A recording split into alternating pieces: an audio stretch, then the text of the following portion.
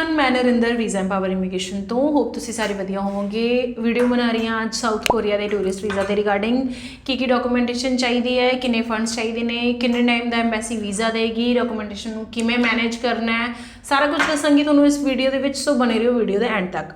सब तो पहला गल करते हैं साउथ कोरिया किन्ने टाइम का टूरिस्ट वीज़ा दिंदा है। साउथ कोरिया इंडियंस नूं सिंगल एंट्री टूरिस्ट वीज़ा भी दिंदा है, डबल एंट्री भी दिंदा है एंड मल्टीपल एंट्री भी दिंदा है। Single entry tourist visa 3 months का होएगा, multiple entry tourist visa 6 months का होएगा।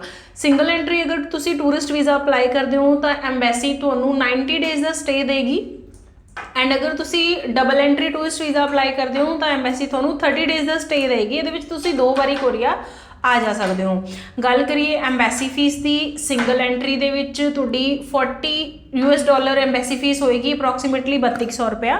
एंड अगर आप डबल एंट्री की गल करिए तो वो $70 एम्बैसी की फीस होएगी, अप्रॉक्सीमेटली 4800 रुपीज़। इस तो इलावा थोड़े कोरियर चार्जिस होंगे एंड VFS चार्जिस होंगे। VFS चार्जिस ने 1380 रुपए दोनों ही केसिस दे विच एंड थोड़े कोरियर चार्जिस ने 550 रुपीज़। एम्बैसी का सिर्फ इन्ना ही खर्चा है, इस तो इलावा थोड़ा एम्बैसी का कोई खर्चा नहीं आना। गल करते हैं डॉक्यूमेंट्स आपको की चाहिए। डॉक्यूमेंटेशन के थोड़ा पासपोर्ट, थोड़ा आधार कार्ड, थोड़े अगर फैमिली के आधार कार्ड तुम फाइल च लगा दोगे वो भी चंगी गल है। इस तो इलावा थोड़े अगर जॉब कर रहे हो तो थोड़ी वर्किंग की डॉक्यूमेंटेशन थोड़ी जॉब की ज्वाइनिंग लैटर, थोड़ी NOC एंड 2 साल की थोड़ी रिटर्नस चाहिए ने विद कंपटीशन चार्ट। 3 साल की भी लगा दोगे तो भी वधिया गल है। अगर तुम बिजनेस होल्डर हो तो थोड़े बिजनेस की रजिस्ट्रेशन, बिजनेस का लैटर हैड, विजिटिंग कार्ड। इस तो इलावा अगर तुम GST नंबर लिया है तो थोड़ा GST नंबर एंड थोड़ी GST return, cell purchase bills भी फाइल के नाल लगणगे। अगर तुम एग्रीकल्चरिस्ट हो तो अगर तुम जमीन थोड़ी अपनी है तो तुसी अपने J फॉर्म्स देने ने। अगर तुसी लीज से जमीन लैने हो देने हो दैन थोड़ा लीज एग्रीमेंट एंड थोड़ा एग्रीकल्चर सर्टिफिकेट फाइल्स नाल लगेगा। अगर तुसी डेयरी फार्मर हो तो थोड़ा वैटनरी सर्टिफिकेट लगेगा, थोड़े वैटनरीयन डॉक्टर के कोलों मन के एंड थोड़ा letterhead and visiting card लगेगा डेयरी का फाइल के। ये नाल ही चारों ही केसिस के थोड़ी ITR फाइल्स लगणगियां 2 तो 3 साल दियां विद कंपटीशन चार्ट। इस तो इलावा अगर थोड़ी ट्रैवल हिस्ट्री है तो जी कंट्री की स्टैंपिंग थोड़े को पासपोर्ट है वो कलर फोटोकॉपी कट के तुम फाइल के लगा सकते हो। एंड फंड किन्ने चाहिए ने। फंड इस टाइम पर अगर तुम साउथ कोरिया का टूरिस्ट वीज़ा लेना तो ट्राई करो 6 तो 7 लाख फंड थोड़े अकाउंट के पुराने होण। 6 महीने की स्टेटमेंट लगती है।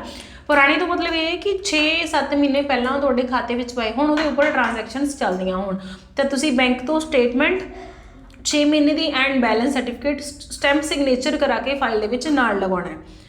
इस तो इलावा थोड़ी लास्ट क्वालिफिकेशन डॉक्यूमेंट थोड़ी फाइल के लगेगा। अगर थोड़े कोई एक्सपीरियंस है वो तुम फाइल के लगा सकते हो। बाकी अप्लाई किमें करना है, अपॉइंटमेंट किमें पिक करनी है वो मैं तुम्हें दस दी। सब तो पहला असीं VFS साउथ कोरिया टाइप करांगे एंड साडे कोल सब तो पहले जी लिंक आएगा वो क्लिक करांगे। यहो जिहा इंटरफेस होएगा तुहाडा साउथ कोरिया की एम्बैसी का। दैन असी अप्लाई कर रहे हैं नॉर्थ इंडिया तो, नॉर्थ या ईस्ट इंडिया तो असीं उत्ते क्लिक करांगे। सब तो पहला अप्लाई फॉर अ वीज़ा ते क्लिक करांगे तो ये इत्थे साडे कोल ऑप्शनस आ जांदियां। सब तो पहले आंदी है आइडेंटिफाई वीज़ा टाइप। अगर आपां इहदे ते क्लिक करांगे तो उस तो बाद वीज़ा टाइप ते क्लिक करना। दैन साडे कोल प्रॉपर डिटेल आ जाएगी कि अगर असी सिंगल एंट्री अप्लाई करना है सानू इन्नी परमिशन है, डबल एंट्री तो इन्नी परमिशन है, मल्टीपल एंट्रीज ने तो सानू इन्नी परमिशन है। ठीक है जी।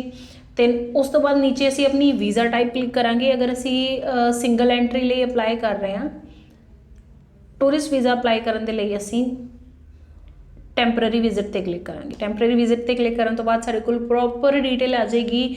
वीज़ा फीस कितनी है, डॉक्यूमेंट्स की रिक्वायर्ड ने, फोटो स्पैसीफिकेशन की है, प्रोसैसिंग टाइम की है एंड लास्ट पे आ जाएगा फॉर्म किमें फिल करने हैं वो भी आप वीडियो के एंड देखते हैं। सब तो पहले आप वीज़ा फीस की जो गल करिए जिवें तुहानूं दस्सिया सी कि सिंगल एंट्री के लिए 3200 रुपये है। तुसी अगर लॉन्ग टर्म सिंगल एंट्री लेनी है 4800 रुपये लाइक मल्टीपल एंट्री चाहता है। डबल एंट्री के लिए 5600 रुपये है, मल्टीपल एंट्री के लिए 7200 है। इस तो बाद आ जाती है डॉक्यूमेंट की रिक्वायरमेंट। इतने तुसी सारी चैक कर सकते हो। फिलहाल मान लो असी अपनी सिंगल एंट्री के लिए टूरिस्ट वीज़ा अप्लाई करना है ਤਾਂ ਉਹਦੇ ਵਿੱਚ ਅਸੀਂ ਇਹਦੇ ਤੇ ਕਲਿੱਕ ਕਰਾਂਗੇ ਬਿਨਾਂ ਅਗਰ ਕਿਸੇ ਸਪਾਂਸਰ ਤੋਂ ਆਪਾਂ ਅਪਲਾਈ ਕਰ ਰਹੇ ਹਾਂ ਤਾਂ ਸਾਡੇ ਕੋਲ ਪ੍ਰੋਪਰ ਇੱਕ ਚੈੱਕਲਿਸਟ ਆ ਜਾਏਗੀ ਜਿਹੜੀ ਕਿ ਐਮਬੈਸੀ ਵੱਲੋਂ ਕ੍ਰੀਏਟ ਕੀਤੀ ਹੋਈ ਹੈ। ਉਹਦੇ ਵਿੱਚ ਤੁਹਾਡਾ ਓਰੀਜਨਲ ਪਾਸਪੋਰਟ ਹੈ ਜਿਹੜਾ ਕਿ ਐਟਲੀਸਟ 6 ਮੰਥਸ ਵੈਲਿਡ ਹੋਣਾ ਚਾਹੀਦਾ ਹੈ। ਉਸ ਤੋਂ ਬਾਅਦ ਤੁਹਾਡੀ ਰੀਸੈਂਟ 2 ਫੋਟੋਗ੍ਰਾਫਸ ਚਾਹੀਦੀਆਂ ਨੇ। ਫੋਟੋਗ੍ਰਾਫਸ ਦੀ ਜਿਹੜੀ ਸਪੈਸੀਫਿਕੇਸ਼ਨ ਹੈ 35x45 ਹੈ, 80% face with white background. Then ਤੁਹਾਡਾ ਵੀਜ਼ਾ ਐਪਲੀਕੇਸ਼ਨ ਫਾਰਮ ਜਿਹੜਾ ਆਪਾਂ ਐਂਡ ਤੇ ਭਰਨਾ ਹੈ। ਉਸ ਤੋਂ ਬਾਅਦ ਤੁਹਾਡੀ ਆਕੂਪੇਸ਼ਨ ਦੇ ਪ੍ਰੂਫ ਚਾਹੀਦੇ ਨੇ। ਅਗਰ ਤੁਸੀਂ ਜੌਬ ਕਰ ਰਹੇ ਹੋ ਤਾਂ 1 ਸਾਲ ਦੀ ਸੈਲਰੀ ਸਲਿੱਪ ਚਾਹੀਦੀ ਆ। ਤੁਹਾਡੀ income tax returns last 2 years ਦੀ ਉਹਦੀ ਫੋਟੋਕਾਪੀਜ਼ ਚਾਹੀਦੀਆਂ ਨੇ। ਬਿਜ਼ਨਸ ਓਨਰਸ ਹੋ ਤਾਂ ਤੁਹਾਡੇ ਕੋਲ ਓਨਰਸ਼ਿਪ ਪਲੱਸ 3 ਇਅਰਸ ਦੀ ਕੰਪਨੀ ITR ਚਾਹੀਦੀਆਂ ਨੇ, GST ਰਿਟਰਨਸ। ਐਂਡ ਤੁਹਾਡੀ ਰੀਸੈਂਟ ਬੈਂਕ ਸਟੇਟਮੈਂਟ ਚਾਹੀਦੀ ਹੈ, 6 ਮੰਥਸ ਦੀ ਓਰੀਜਨਲ ਚਾਹੀਦੀ ਹੈ। ਐਂਡ ਬੈਂਕ ਤੋਂ ਸਟੈਂਪ ਸਿਗਨੇਚਰ ਕਰਕੇ ਚਾਹੀਦੀ ਹੈ। ਬਿਨਾਂ ਸਟੈਂਪ ਸਿਗਨੇਚਰ ਤੋਂ ਲਗਾਓਗੇ ਤਾਂ ਉਹਦਾ ਕੋਈ ਬੈਨੀਫਿਟ ਨਹੀਂ ਹੋਏਗਾ। ਤੁਹਾਡੀ ਕੰਪਨੀ ਦੀ ਰਜਿਸਟ੍ਰੇਸ਼ਨ ਦੀ ਕਾਪੀ, ਤੁਹਾਡਾ business profile the details and ਤੁਹਾਡੀ ਹੈਲਥ ਕੰਡੀਸ਼ਨ ਫਾਰਮ। ਨੀਚੇ ਉਹਨਾਂ ਨੇ ਇਹਦੀ ਤਿੰਨੋਂ ਜਿਹੜੀ ਫੀਸ ਨੇ ਉਹ ਮੈਂਸ਼ਨ ਕੀਤੀਆਂ ਹੋਈਆਂ ਨੇ। ਇਸ ਤੋਂ ਬਾਅਦ ਜੇ ਅਸੀਂ ਫੋਟੋ ਸਪੈਸੀਫਿਕੇਸ਼ਨ ਤੇ ਜਾਂਦੇ ਹਾਂ ਤਾਂ ਉਹਨਾਂ ਨੇ ਸਾਨੂੰ ਦੱਸਿਆ ਕਿ ਸਾਨੂੰ ਫੋਟੋ ਕਿਹੋ ਜਿਹੀ ਚਾਹੀਦੀ ਹੈ, ਪ੍ਰੋਸੈਸਿੰਗ ਟਾਈਮ ਆ ਜਾਏਗਾ। ਦੈਨ ਲਾਸਟ ਆਉਂਦਾ ਡਾਊਨਲੋਡ ਫਾਰਮ। ਫਾਰਮ ਦੇ ਵਿੱਚ ਆਏਗਾ ਆਪਣਾ ਐਪਲੀਕੇਸ਼ਨ ਫਾਰਮ। ਮੇਨ ਫਾਰਮ ਹੈ ਜਿਹੜਾ ਤੁਸੀਂ ਪ੍ਰਿੰਟ ਕੱਢ ਕੇ ਭਰਨਾ ਹੈ ਐਂਡ ਭਰਨ ਤੋਂ ਬਾਅਦ ਤੁਸੀਂ ਇਹ ਸਬਮਿਟ ਕਰਨਾ ਹੈ। ਤੇ ਤੁਸੀਂ ਆਪਣੀ ਲੈਂਗੁਏਜ ਕੋਰੀਅਨ ਤੋਂ ਇੰਗਲਿਸ਼ ਕਰ ਲੈਣੀ ਹੈ। ਇੱਥੇ ਕਲਿੱਕ ਕਰਨ ਤੋਂ ਬਾਅਦ ਤੁਹਾਡੇ ਕੋਲ ਨੀਚੇ ਫਿਲ ਆਊਟ ਦਾ ਇਲੈਕਟ੍ਰੋਨਿਕ ਐਪਲੀਕੇਸ਼ਨ ਫਾਰਮ ਤੇ ਜਾ ਕੇ ਤੁਸੀਂ ਕਲਿੱਕ ਕਰੋਗੇ। ਇੱਥੇ ਲੈਂਗੁਏਜ ਇੰਗਲਿਸ਼ ਰੱਖਣੀ ਹੈ। ਤੁਸੀਂ fill out the E farm. ਇਹਦੇ ਵਿੱਚ ਇਹ ਹੈ ਕਿ ਜਿਹੜੀ ਤੁਹਾਡੀ ਫੋਟੋ ਹੈ ਉਹਦੀ ਰਿਕੁਆਇਰਮੈਂਟ ਹੈ। ਸਭ ਤੋਂ ਪਹਿਲਾਂ ਅਸੀਂ ਇੱਥੇ ਆਪਣੀ ਆਫਿਸ ਦੇਖਾਂਗੇ, ਡਿਪਲੋਮੈਟਿਕ ਆਫਿਸ ਕਿਹੜਾ ਹੈ ਸਾਡਾ। ਸਰਚ ਤੇ ਅਗਰ ਬਾਹਰ ਤੇ ਆਪਾਂ ਕਲਿੱਕ ਕਰਾਂਗੇ ਤਾਂ ਸਾਡੇ ਕੋਲ ਆਪਸ਼ਨਸ ਓਪਨ ਹੋ ਜਾਣਗੀਆਂ। ਇੰਡੀਆ ਭਰਾਂਗੇ ਅਸੀਂ।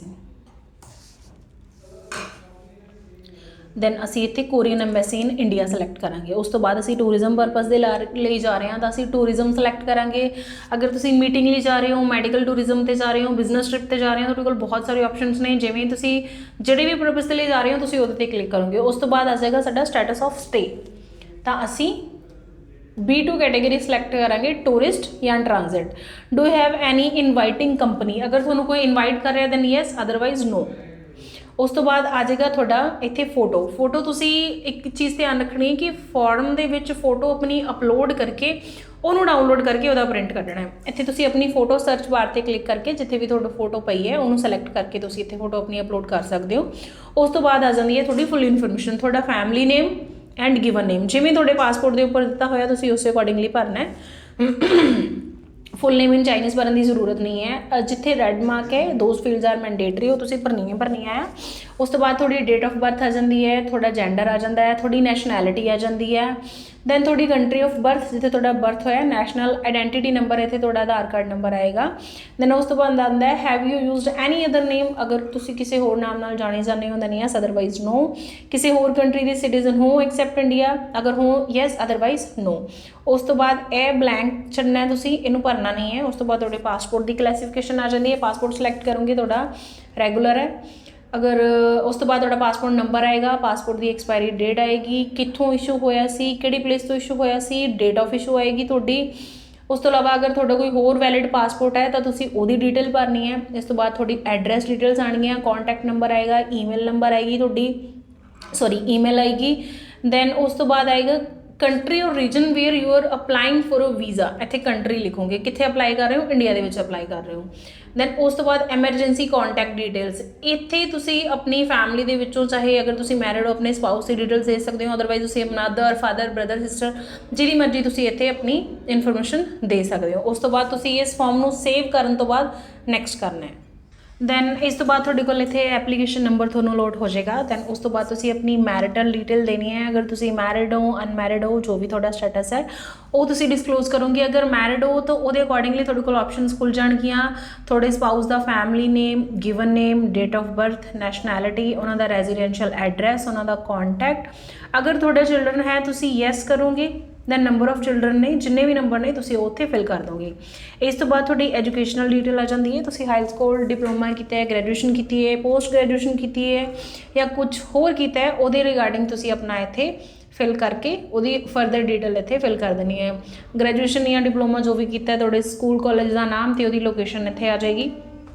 ਉਸ ਤੋਂ ਬਾਅਦ ਆਉਂਦੀ ਹੈ ਤੁਹਾਡੀ ਓਕੂਪੇਸ਼ਨਲ ਡਿਟੇਲ, ਤੁਸੀਂ ਕਰਦੇ ਕੀ ਹੋ, ਬਿਜ਼ਨਸ ਪਰਸਨ ਹੋ, ਸੋਲ ਪ੍ਰੋਪਰਾਈਟਰ ਹੋ, ਆਫਿਸ ਵਰਕਰ ਹੋ, ਗਵਰਨਮੈਂਟ EMPLOYE ਹੋ, ਸਟੂਡੈਂਟ ਹੋ, ਰਿਟਾਇਰਡ EMPLOYE ਹੋ, ਅਨਐਮਪਲਾਇਡ ਹੋ, ਜੋ ਵੀ ਹੋ ਉਹ ਤੁਸੀਂ ਸਿਲੈਕਟ ਕਰੋਗੇ ਐਂਡ ਫਰਦਰ ਤੁਸੀਂ ਆਪਣੀ ਡਿਟੇਲਸ ਦੇਣੀ ਆ।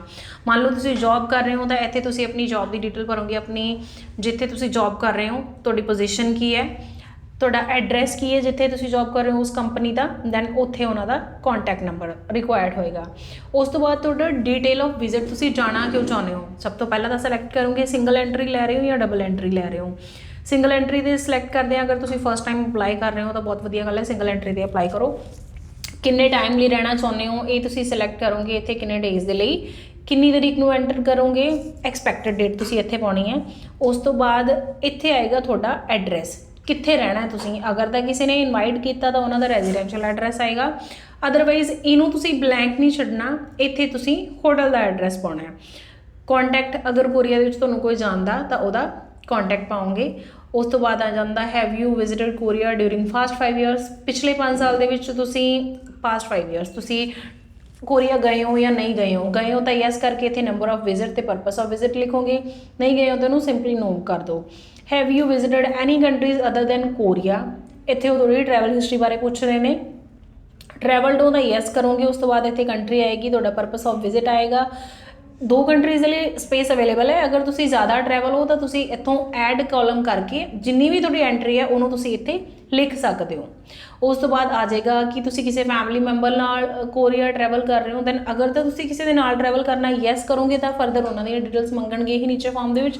ਇਕੱਲੇ ਟਰੈਵਲ ਕਰ ਰਹੇ ਹੋ ਤਾਂ ਇਹਨੂੰ ਨੋ ਕਰਕੇ ਚੱਲੋ। ਉਸ ਤੋਂ ਬਾਅਦ ਆ ਜਾਏਗੀ ਤੁਹਾਡੀ ਫੰਡਿੰਗ ਡਿਟੇਲ, ਫੰਡਸ ਦੇ ਵਿੱਚ ਤੁਹਾਡੇ ਕੋਲ US$ ਦੇ ਵਿੱਚ ਲਿਖਣੇ ਆ ਕਿੰਨੇ ਫੰਡ ਅਵੇਲੇਬਲ ਨੇ।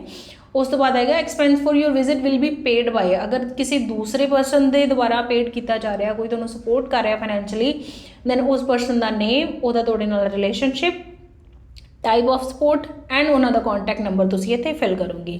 ਅਸਿਸਟੈਂਸ ਵਿਦ ਦਿਸ ਫਾਰਮ ਦੇ ਵਿੱਚ did you receive assistance in ਕੰਪਲੀਟਿੰਗ this farms, ਕਿਸੇ ਏਜੰਟ ਕੋਲੋਂ ਭਰਾ ਰਹੇ ਹੋ ਤਾਂ ਯੈਸ, ਨਹੀਂ ਭਰਾ ਰਹੇ ਹੋ ਤਾਂ ਨੋ। ਉਸ ਤੋਂ ਬਾਅਦ ਤੁਹਾਡੇ ਫਾਰਮਸ ਕੰਪਲੀਟ ਹੋ ਗਏ ਨੇ, ਤੁਸੀਂ ਡਾਕੂਮੈਂਟ ਸਾਰਿਆਂ ਦਾ ਪ੍ਰਿੰਟ ਕੱਢ ਲਿਆ, ਦੈਨ ਤੁਸੀਂ ਆਪਣੀ ਫਾਈਲ ਸਬਮਿਟ ਕਰਾਉਣੀ ਹੈ। ਕੋਰੀਆ ਦੀ ਐਮਬੈਸੀ ਦੇ ਵਿੱਚ ਫਾਈਲ ਸਬਮਿਟ ਕਰਾਉਣ ਲਈ ਤੁਹਾਨੂੰ ਕਿਸੇ ਤਰ੍ਹਾਂ ਦੀ ਅਪਾਇੰਟਮੈਂਟ ਬੁੱਕ ਕਰਨ ਦੀ ਕੋਈ ਵੀ ਜ਼ਰੂਰਤ ਨਹੀਂ ਹੈ, ਤੁਸੀਂ ਡਾਇਰੈਕਟਲੀ ਐਮਬੈਸੀ ਜਾ ਕੇ ਆਪਣੀ ਫਾਈਲ ਜਿਹੜੀ ਹੈ ਉਹ ਸਬਮਿਟ ਕਰਾ ਸਕਦੇ ਹੋ। ਟਾਈਮਿੰਗਸ ਜਿਹੜੀਆਂ ਨੇ ਉਹ ਮੈਂਸ਼ਨ ਕੀਤੀਆਂ ਹੋਈਆਂ ਨੇ। ਨਿਊ ਦਿੱਲੀ ਦੇ ਲਈ Monday to Friday embassy open ਹੁੰਦੀ ਹੈ 9 ਵਜੇ ਤੋਂ ਲੈ ਕੇ 1 ਵਜੇ ਤੱਕ, ਤਾਂ ਇਸ ਟਾਈਮ ਦੇ ਡਿਊਰੇਸ਼ਨ ਦੇ ਵਿੱਚ ਤੁਸੀਂ ਜਦੋਂ ਮਰਜ਼ੀ ਜਾ ਕੇ ਆਪਣੀ ਜਿਹੜੀ ਫਾਈਲ ਹੈ ਉਹਨੂੰ ਸਬਮਿਟ ਕਰਾ ਸਕਦੇ ਹੋ। ਐਂਡ ਬਾਕੀ ਗੱਲ ਆ ਜਾਂਦੀ ਹੈ ਐਮਬੈਸੀ ਦੀ ਪ੍ਰੋਸੈਸਿੰਗ ਟਾਈਮ ਦੀ। ਵੈਸੇ ਤਾਂ ਕੋਰੀਆ ਦੀ ਐਮਬੈਸੀ ਬਹੁਤ ਜ਼ਿਆਦਾ ਟਾਈਮ ਨਹੀਂ ਲੈਂਦੀ ਤੁਹਾਡੀ ਫਾਈਲ ਸਬਮਿਟ ਵੀਜ਼ਾ ਰਿਜ਼ਲਟ ਦੇਣ ਦੇ ਲਈ, ਬਟ ਸਟਿਲ ਕਈ ਵਾਰ 15-20 ਦਿਨ ਦਾ ਟਾਈਮ ਵੀ ਲੱਗ ਜਾਂਦਾ, ਬਟ ਵੈਸੇ approximately within a week embassy ਜਿਹੜੀ ਆ ਉਹ ਤੁਹਾਨੂੰ ਵੀਜ਼ਾ ਗ੍ਰਾਂਟ ਤੁਹਾਡਾ ਕਰ ਦਿੰਦੀ ਹੈ। ਹੋਪਫੁਲੀ ਇਹ ਵੀਡੀਓ ਤੁਹਾਡੇ ਲਈ ਇਨਫੋਰਮੇਟਿਵ ਹੈ, ਜੋ ਵੀ ਨੌਲੇਜ ਤੁਹਾਨੂੰ ਕੋਰੀਆ ਦੇ ਟੂਰਿਸਟ ਵੀਜ਼ਾ ਦੇ ਲਈ ਚਾਹੀਦੀ ਸੀ ਉਹ ਮਿਲ ਗਈ ਹੋਏਗੀ, ਬਟ ਸਟਿਲ ਅਗਰ ਕੋਈ ਕੁਐਰੀਜ਼ ਨੇ, ਕੋਈ ਵੀ ਤਰ੍ਹਾਂ ਦੇ ਕੁਐਸਚਨਸ ਨੇ, ਤੁਸੀਂ ਮੈਨੂੰ ਨੀਚੇ ਕਮੈਂਟਸ ਦੇ ਵਿੱਚ ਲਿਖ ਸਕਦੇ ਹੋ। ਮਿਲਦੇ ਹਾਂ ਇੱਕ ਹੋਰ ਇਨਫੋਰਮੇਟਿਵ ਵੀਡੀਓ ਦੇ ਨਾਲ ਜਲਦੀ।